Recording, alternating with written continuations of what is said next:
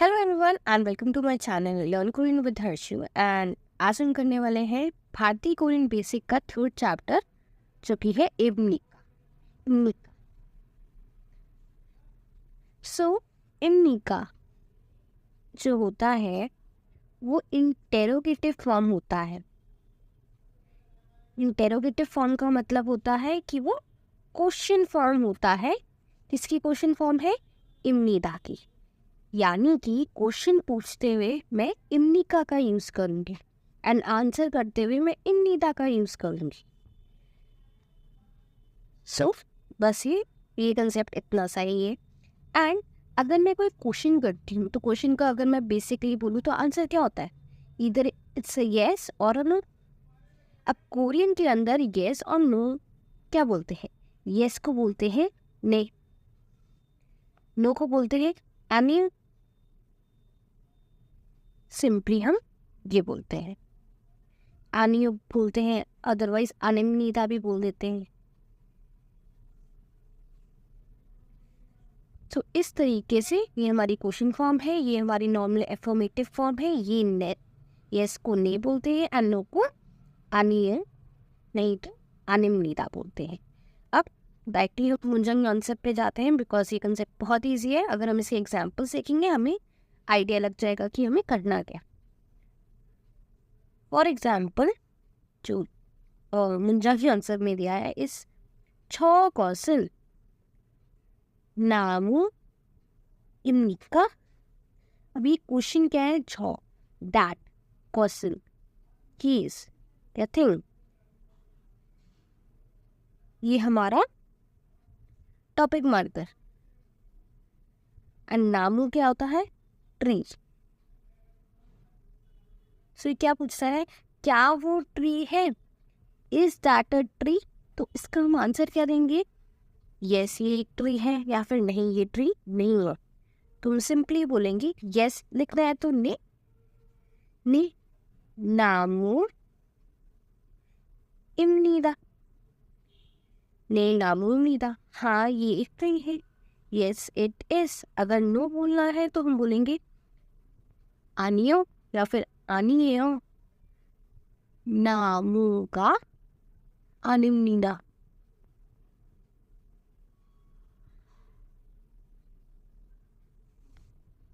Simply हम ये बोलेंगे।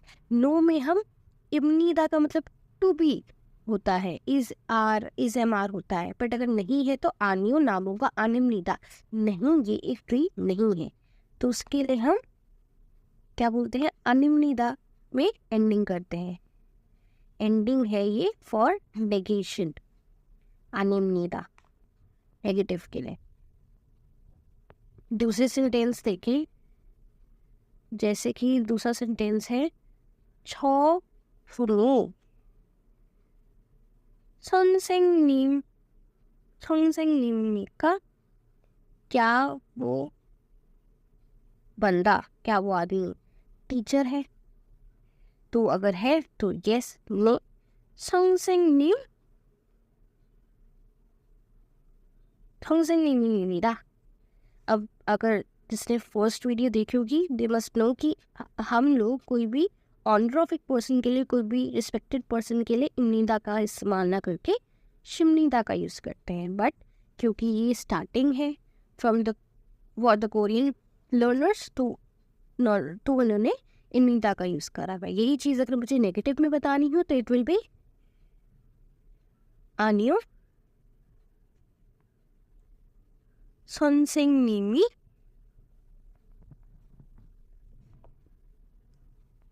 아닙니다। नहीं वो मेरा टीचर नहीं है। So let's see the third one. 여기가 대학교입니까? 여기 मतलब यहाँ। ये क्या ये देहाक्यो यूनिवर्सिटी है? अब यहाँ पे नीचे इंग्लिश ट्रांसलेशन में it was given Delhi university. सो हमने ऊपर लिखा है 여기가 दिल्ली देहाक्यो입니까? 네, दिल्ली देहाक्यो입니다। यस इट इज दिल्ली देहाक्यो। अगर हमें नो करना होगा वी विल सिंपली से आनियो दिल्ली देहाक्यो가 아닙니다।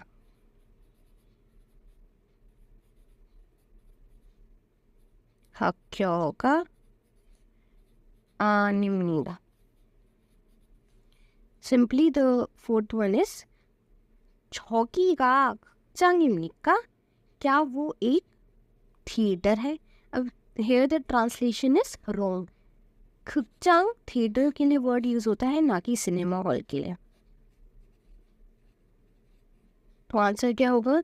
यहाँ पे इन्होंने नेगेशन सेंडिंग करेंगे. आनियो 극장이 아닙니다. तो इन्होंने नेगेशन सेंडिंग करी हुई. आनियो 극장이 아닙니다. नहीं, ये एक थिएटर नहीं है. Next sentence is 저기가 식당입니까? क्या वो एक रेस्टोरेंट है? 아니요, 식당이 아닙니다. नहीं, वो एक रेस्टोरेंट नहीं है. लास्ट सेंटेंस है 이분은 운전기사입니까? 아니요, 운전기사가 아닙니다. क्या ये पर्सन एक ड्राइवर है? अब 운전 का मतलब होता है ड्राइव करना. खीसा का मतलब होता है पर्सन जो कि ड्राइव करता है.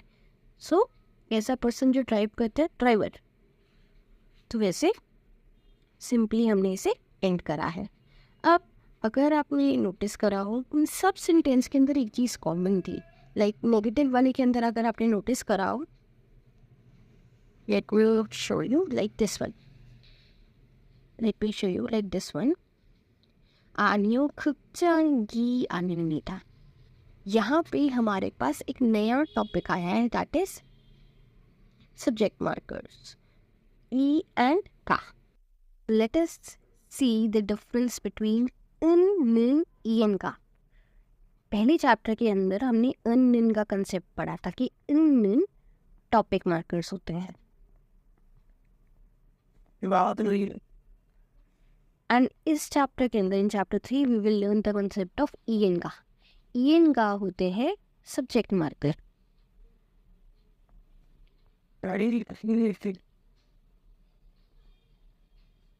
एंड यही एक ऐसा टॉपिक होता है जिसमें मोस्टली लर्नर्स कंफ्यूज होते हैं कि इसमें डिफरेंस क्या होता है, बिकॉज इन मोस्ट केसेस ये रिप्लेसेबल होते हैं.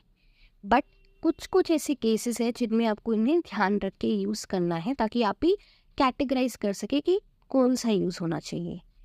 Because topic and subject sometime confusing होता है एक सेंटेंस से पहचानना कि टॉपिक जिसके बारे में बात हो रही है एंड सब्जेक्ट जो कि मेन पर्सन बोलो जिसके बारे में बात हो रही है. तो sometime it's confusing to differentiate between them. But जो आप चीज़ों का ध्यान रख सकते हैं, I can just tell you about that कि आप उन चीज़ों में ध्यान रखो, अदरवाइज आप कोई भी यूज़ कर सकते हैं. So first is negative sentence. जैसे कि हमने इसके अंदर मुंजन यौनस में पढ़ा कि सेंटेंस के आखिरी में आनिमनीदा आ रहा था. आनिमनीदा मतलब नहीं है वो चीज़. जैसे कि 이것은 식당이 아닙니다. ये एक रेस्टोरेंट नहीं है. तो नेगेटिव से पहले हम ई एन का यूज़ करते हैं. We use the subject marker E N का. यहाँ पे हम लोग अगर हम अन या निन का यूज़ करें, it will be wrong. Similarly second case होता है इत्ता एंड ऑप्टा. अभी तक हमने इत्ता एंड ऑप्टा नहीं पढ़ा, but in for the chapters we will learn the concept of इत्ता एंड ऑप्टा. इसका मतलब होता है टू एग्जिस्ट. इत्ता एंड ऑप्टा मतलब वो चीज़ यहाँ पे है. For example 건물이 있습니다. There is a building. अब यहाँ पे 건물이 있습니다. ऑप्टा मतलब नहीं है. इसका मतलब होता है, इसका मतलब होता है नहीं है. तो इस केस में भी हम ई एन का यूज़ करते हैं rather than इन का. The third one is two nouns in a sentence. अगर एक सेंटेंस में दो नाउन हैं तो हम उन दोनों में, एक में हम लोग टॉपिक मार्कर और एक में सब्जेक्ट मार्कर का यूज़ कर लेते हैं. फॉर एग्जांपल ई शिकतांग, ये रेस्टोरेंट में खाना 음식이 맛있어요. इस रेस्टोरेंट में खाना अच्छा है. रेस्टोरेंट भी नाउन था, 음식 भी नाउन था, तो एक के अंदर हमने टॉपिक मार्कर यूज़ कर लिया एंड में subject marker. And the last one जो कि डिफरेंस है वो ये है कि हम एम्फोसाइज या कंट्रास्ट क्रिएट करने के लिए भी यूज़ करते हैं. फॉर एग्जांपल फुंजिल का मतलब होता है क्वालिटी. क्वालिटी जो है वो छूंदे अच्छी है, क्वालिटी अच्छी है. खाग्य का मतलब होता है प्राइस. क्वालिटी अच्छी है, प्राइस नम मतलब बहुत. फिसायो महंगा है, कॉस्टली है. सो क्वालिटी अच्छी है, प्राइस बहुत महंगा है. तो कंट्रास्ट क्रिएट करने के लिए हमने ई एंड उनका यूज़ करा है. एक जगह टॉपिक मार्कर, एक जगह subject marker. So I hope ये चीज़ क्लियर होगी. लेट अस सी द हुनमुनोई, द टेक्स्ट वोकैबुलरी. नामो means tree. 대학교, university. 극장, theater and not a cinema hall. 시장 मतलब market. 식당, restaurant. 안녕하세요. अब यहाँ पे 안녕하세요 इस how are you या फिर hello के लिए भी हम 안녕하세요 बोलते हैं. 안녕하세요, like this you must have heard it all the K-dramas and all.